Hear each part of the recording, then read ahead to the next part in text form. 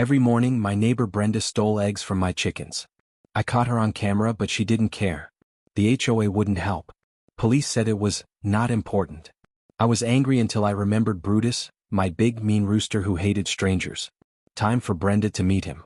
Before watching full video, comment below from where you watching, also like and subscribe for more stories.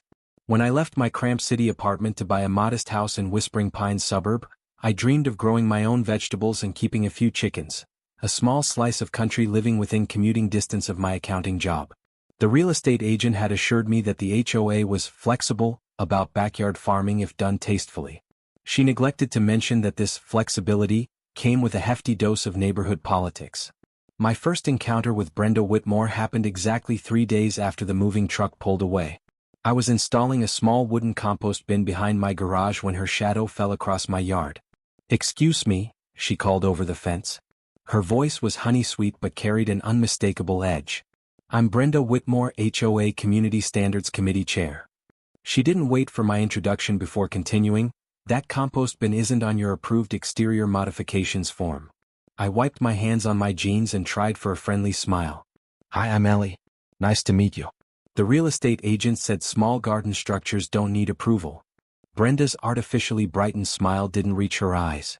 "Your agent was mistaken. Everything external needs committee approval. I'll overlook it this time since you're new, but I'll email you the proper forms." This became our pattern. Every improvement to my modest backyard farm brought Brenda to my fence, clipboard in hand, regulation book at the ready. The raised garden beds were 2 inches taller than allowed. The chicken coop plans I submitted went through 3 revisions before approval because the paint color wasn't an approved earth tone, and then was too similar to the Montgomery residence 3 streets over. I complied with every ridiculous demand, determined to make this work.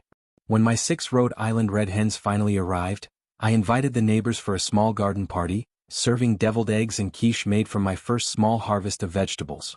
Everyone seemed delighted, except Brenda, who spent the entire time taking photos of my backyard from various angles. The following week, I received notice of an emergency HOA meeting to discuss livestock regulations. I arrived to find the community center's meeting room packed. In the front row sat Brenda beside her husband, Gerald Whitmore, the HOA president, a connection I hadn't made until that moment. "The bylaws clearly state that livestock is prohibited," Brenda announced when the topic came up. I stood my ground. Section 12, Paragraph 3 specifically mentions that small fowl may be permitted with board approval, which I received last month. I held up my approval letter, signed by Gerald himself. Gerald, a balding man with nervous eyes, shuffled uncomfortably. "Yes, well, there have been concerns about noise and odor." "My hens don't make noise and I clean the coop daily," I countered. "You're welcome to inspect it anytime." Several neighbors spoke up in my defense, particularly Mrs. Abernathy, an elderly widow who lived next door to me and had become a regular recipient of my excess eggs. "Those fresh eggs have been wonderful for my arthritis," she declared. "And I've never heard a peep from those birds, unlike those yappers the Hendersons call dogs."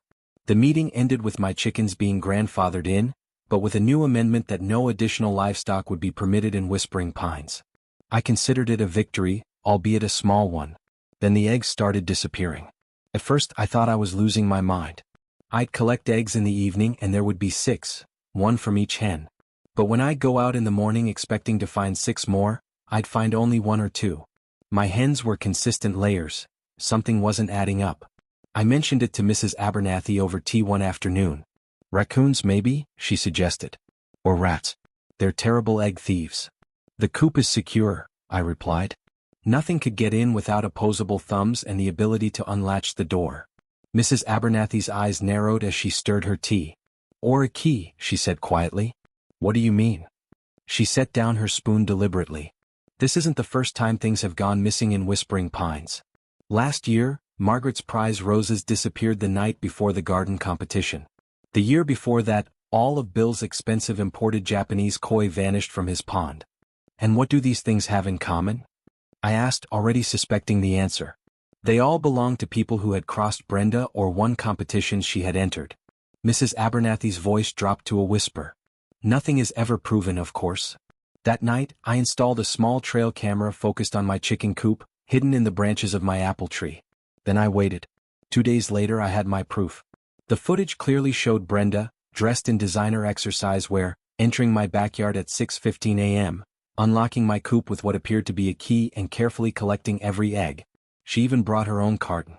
Before leaving, she sprinkled a bit of feed, presumably to keep the chickens producing for her benefit. I watched the footage 3 times, my anger building with each viewing. Then I marched across the street to Brenda's immaculate colonial home and rang the doorbell. She answered in her tennis outfit, fresh makeup already applied despite the early hour. "Ellie, what a surprise. I was just heading out to my Pilates class." I held up my tablet playing the damning footage. "I think we need to talk about this, Brenda." Her expression didn't change, not even a flicker of embarrassment. "All that." I assumed it was understood. "The HOA approval for your hens came with certain community considerations." "Community considerations? You're stealing my eggs." "I prefer to think of it as a tax," she replied smoothly. "For the neighborhood having to tolerate your little urban farm experiment. Besides, Gerald and I have been providing fresh eggs for the Sunday community brunch for years. Surely you don't mind contributing to neighborhood harmony?" I was speechless at her audacity. "Those are my hens. My eggs. You can't just take them." "I'm sure the HOA board would see it differently. After all, Gerald did approve your little project." Her meaning was clear. Her husband controlled my permission to keep my chickens. That afternoon I changed the lock on the coop. The next day my eggs were gone again. Somehow she'd obtained a copy of the new key. I went to the local police station with my evidence. Officer Martinez watched the video with mild interest. "So she's taking eggs from chickens that you keep in a suburban development?" he clarified. "Yes. It's theft." He scratched his head. "Technically, yes. But given the value of the eggs and the fact that there's clearly some HOA dispute going on here. Look, Miss Cooper, we've got drug problems and break-ins to deal with. My suggestion? Get a better lock or work it out with your HOA." Over the next 2 weeks I tried everything. A combination lock, she somehow got the combination. A padlock with a single key that I kept on my person, she damaged the coop door to get in. I even installed a motion-activated sprinkler system, which she simply turned off at the main valve before approaching. Each morning Brenda smugly collected her eggs. Each evening I found new ways to secure my coop. It became a suburban Cold War, with neither of us acknowledging the other when we passed on the street. Then came Brutus. My cousin Mark ran a small farm an hour outside the city. When one of his neighbors moved away suddenly, they abandoned a massive Brahma rooster, a behemoth of a bird with glossy black feathers that shimmered with green and purple iridescence in the sunlight. Mark couldn't take him because he already had 2 roosters, and the resulting territorial battles were disrupting his farm. "He's actually a good bird," Mark told me when he called. "Protective of his hens, healthy as a horse. Just too aggressive for a mixed flock. I hate to see him put down." "I can't take a rooster," I sighed. "The HOA barely tolerates my hens." "Just temporarily? Until I find him a permanent home? You could keep him in your garage with a heat lamp. He's used to being separated at night." I agreed, mostly out of family obligation. The next day Mark arrived with Brutus in a large dog crate. The moment he uncovered the crate, I understood why this rooster had been causing problems. Brutus stood nearly 2 feet tall, with a magnificent plume of tail feathers and spurs that looked sharp enough to pierce leather. His crow, which Mark demonstrated by removing the blanket covering the crate, was deep and authoritative, not the cock-a-doodle-doo of cartoons, but a resonant, primal sound that seemed to vibrate in my chest. "Holy! He's enormous," I whispered. "Yep. Pure Brahma. Probably weighs 12 pounds. Don't worry though, he's a gentleman with people who treat him well." Mark winked. "It surprises he doesn't like. Startles him, and then the spurs come out." I set up a comfortable space in my garage for Brutus, complete with his own food and water stations and plenty of straw. He seemed content enough, though his occasional practice crows were loud enough that I was glad for the garage's sound insulation. That evening, as I was complaining to my sister Jen about Brenda's continued egg thievery, inspiration struck. "You know," Jen said after hearing about Brutus, "there's a simple solution here. Let Brenda meet the man of the house." "What do you mean?" I asked, though a plan was already forming in my mind. "I mean, if I were regularly stealing eggs and suddenly found a 12-pound angry rooster guarding them, well, I might reconsider my life choices." We spent the next hour refining the plan. It had to be timed perfectly. It had to look accidental. And most importantly, it had to be effective enough to stop the egg theft while not actually harming Brenda, no matter how tempting that thought might be. That night, I moved Brutus into the main coop after dark, when the hens were already sleeping. They barely stirred as I nestled him onto the roosting bar. I removed the trail camera, no need for evidence of what was about to happen, and made sure the coop door was unlocked. Then I set my alarm for 5:45 a.m., 30 minutes before Brenda's usual egg collecting time. I woke before my alarm, too excited and nervous to sleep. I made coffee and positioned myself at my kitchen window, which offered a clear view of the chicken coop. At precisely 6:15, right on schedule, Brenda appeared. She was dressed in her expensive athleisure wear, egg carton in hand, with the smug confidence of someone who believes they're untouchable. She unlatched the coop door quietly and slipped inside. There was a moment of silence, 1, 2, 3 seconds, and then chaos erupted. The screech that came from the coop would have woken the dead. It was followed immediately by the thunderous sound of Brutus's warning crow and the frantic flapping of wings. Brenda burst from the coop door like she'd been shot from a cannon, but Brutus was right behind her. He didn't attack her directly, but he pursued her with his wings spread wide, making himself look twice his already considerable size. Brenda scrambled across my yard with an athleticism I wouldn't have thought possible for a woman in her 60s. She made it to the fence and attempted to climb over, but in her panic, caught her designer leggings on a post.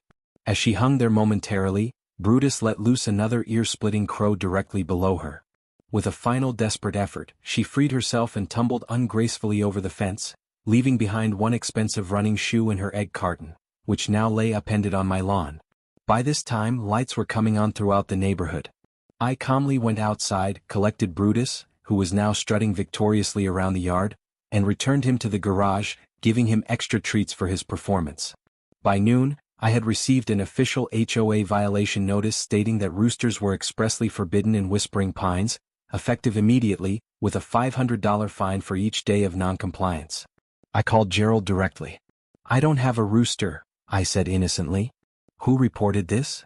"Brenda said she saw it herself this morning," Gerald replied stiffly. "She was, passing by your property." "How strange. I wonder what she was doing near my chicken coop at dawn? Perhaps we should review the HOA bylaws about trespassing on private property? I'd be happy to bring it up at the next meeting." There was a long pause. "I'll look into this misunderstanding," Gerald finally said. That evening, a different HOA letter arrived, rescinding the violation notice and including a strangely worded apology for the confusion. Along with it was a brand new official approved backyard chicken permit, with no expiration date. The morning egg thefts stopped completely.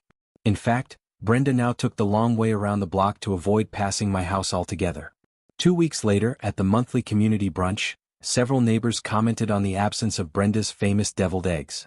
"Such a shame," Mrs. Abernathy said loudly, winking at me. "Brenda always brought the most delicious eggs. I wonder what happened to her supplier." "I heard she developed a sudden allergy," I replied with a straight face. "Something about feathers." I still keep Brutus in my garage most of the time, though he enjoys supervised yard time when I'm home. The hens adore him, and egg production has actually increased since his arrival. I've found him a permanent home at a farm sanctuary that will take him next month, but I'm in no hurry to see him go. Sometimes, when I'm collecting eggs in the peaceful morning quiet, I think about Brenda and almost feel sorry for her. Almost. Then I remember how she looked hanging from my fence, designer outfit torn, being serenaded by 12 pounds of irate rooster, and I can't help but smile. Justice, like revenge, is a dish best served with a side of eggs.